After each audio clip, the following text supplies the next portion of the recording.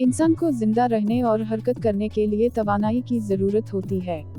तवानाई के हुसूल के लिए इंसान खाता और पीता है।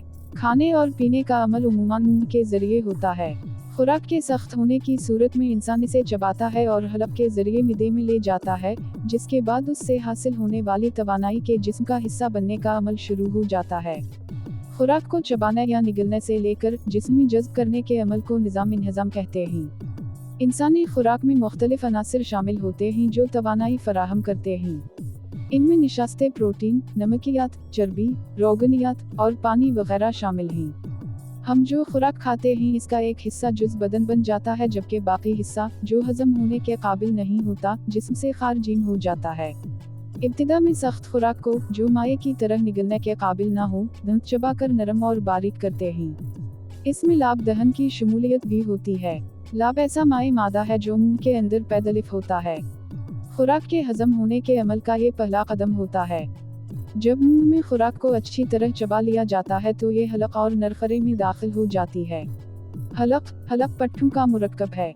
ये वो नाली है जो खुराक को आगे ले जाने की सलाहियत रखती है। आगे खुराक मिदे में दाखिल होती है। मुइद्दा, हलक या मरी नाली शकम में पहुंचकर मिदे में खलती है। मुइद्दा खुराक को अच्छी तरह हजम करता है। हलक के पिछली तरफ दो सुराख होते हैं, अव्वल हवा की नाली, दोम खुराक की नाली। खुराक हलक में नीचे उतरते वक्त हवा की नाली का सुराख बंद हो जाता है। खुराक इसके ऊपर से गुजरकर मिदे तक चली जाती है। मिदे के अंदर मौजूद हुदूद गैस्ट्रिक जूस, जो शफ़ाफ बेरंग सयाल मादा है, पैदा करते हैं। इसमें नमक का तेजाब इंतहाई कलील मिक़दार में शामिल होता है।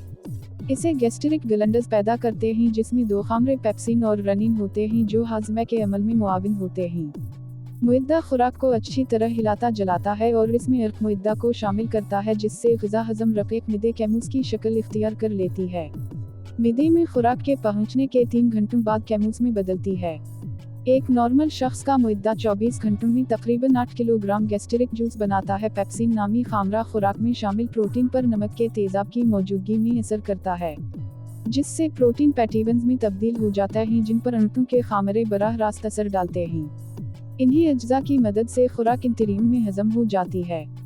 मिदे में मौजूद रनिन नामी खामरे सिर्फ दूध के प्रोटीन पर असर करता है। प्रोटीन से पैदा होने वाला मादा जिस्म को तवानाई पहुंचाता है। निशास्ते में शामिल चर्बी और तेल के अज्जा टूटने के बाद खुराक छोटी ऊँट में दाखिल होती है। छोटी ऊँट गच्छे की शक्ल में एक लंबी सी ट्यूब छोटी ऊँट कहलाती है, जो बड़ी ऊँट तक जाती है। छोटी ऊँट में 3 मुख्तलिफ अक़साम के अर्क खुराक हजम करने में मदद फराहम करते हैं। लबलबे का अर्काफ छोटे छोटे कदूदों से निकलता है। खुराक अंतों की दीवारों से गुजरती हुई खून में जज्ब हो जाती है। जिगर इंसानी जिस्म का सबसे बड़ा गुदूद है, जिसका रंग सियाही माइल सुर्ख होता है।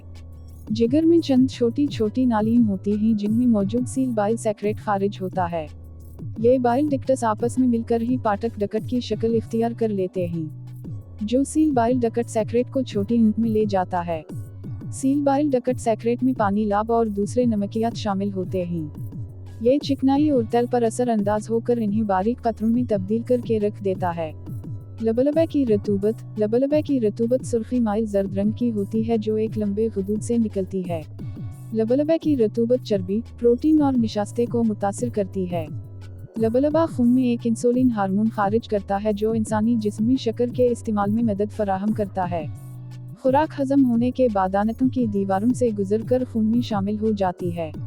बड़ी ऊँट खुराक हजम करने के अमल में मुआवनत फराहम नहीं करती है, क्योंकि खुराक के हजम का अमल पहले ही मुकम्मल हो जाता है। बड़ी ऊँट निज़ाम से बच जाने वाले नमकियात, पानी और रतूबत को जज़्ब कर लेती है। बड़ी ऊँट में मौजूद फाजल खुराक पानी की कमी की वजह से सख्त हो जाती है, जो इंसानी जिस्म से खारिज हो जाती है।